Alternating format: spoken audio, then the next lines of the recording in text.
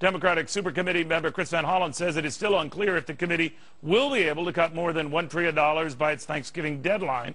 Now, if it cannot do that, more than $1 trillion in cuts will be made for them, including $500 million from defense. All of this over the next 10 years. That's something my next guest does not want to see happen. But Buck McKeon is the chairman of the House Armed Services Committee. But, Mr. Chairman, it is looking increasingly like those automatic triggers would go into effect as things stand now, right? Well, I sure hope not. You know, as we went through the budget process earlier this year, we voted for this debt reduction plan, and people were saying everything had to be on the table.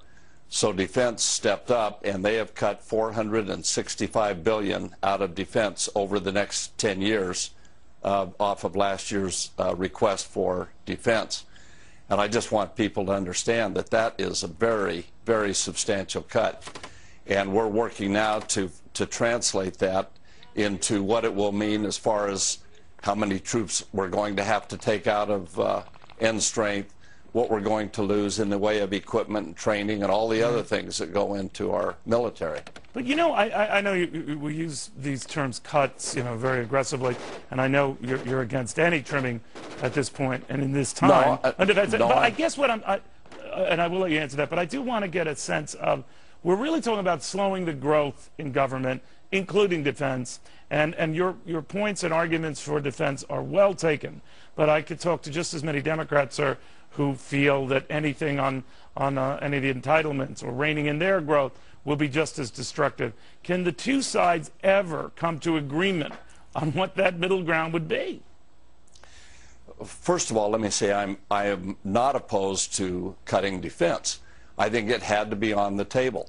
But I think we've gone over and above what most of us think are prudent cuts. In other words, the $400+ billion already agreed to is more than enough, no more than that. That's right. Okay. So where would you go?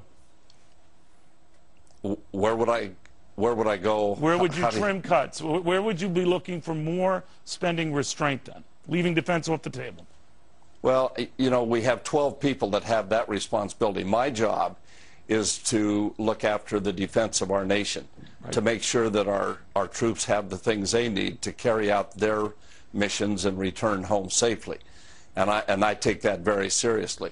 Out of a budget the size of our military budget, obviously we can find ways to save, and we've done that. What I'm saying is, when you cut out, this is more than just slowing the growth rate. These are actual cuts, and if you year over year, and once people find out how serious those cuts are. You know, when we voted for this, what we said was we will take out of discretionary spending almost $1 trillion. We've done that. But we could cut the whole discretionary budget. We could eliminate all defense spending, all other spending that we vote on every year, and we would still be running about a $500 billion deficit. If we do not address the entitlements, if we do not work to reform Social Security and Medicare, then all of this other is for naught, because we will continue to run deficits and we will not solve what the real problem is. And the people who are depending on Social Security and Medicare into the future will all be left without those programs anyway. I understand that, but you do have this sort of gauntlet, right, that hangs here, where the super committee can't come to an agreement or can't go beyond its own committee. These automatic triggers kick in. Would there be a move, or would you be for a move that some of your colleagues have talked about, making sure those triggers don't kick in? And that would involve changing what were the ground rules in the first place. I would be looking for anything that stops those triggers kicking in, because if that happens, that's another $500 billion out of defense over the next 10 years. We will revert back to less spending for the military at any time prior to World War II.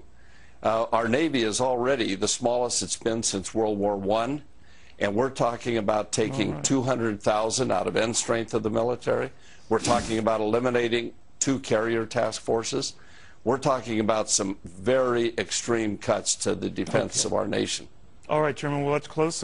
Getting kind of close to this deadline here. We'll see how it goes. Thank you, sir. Thank you, Neil.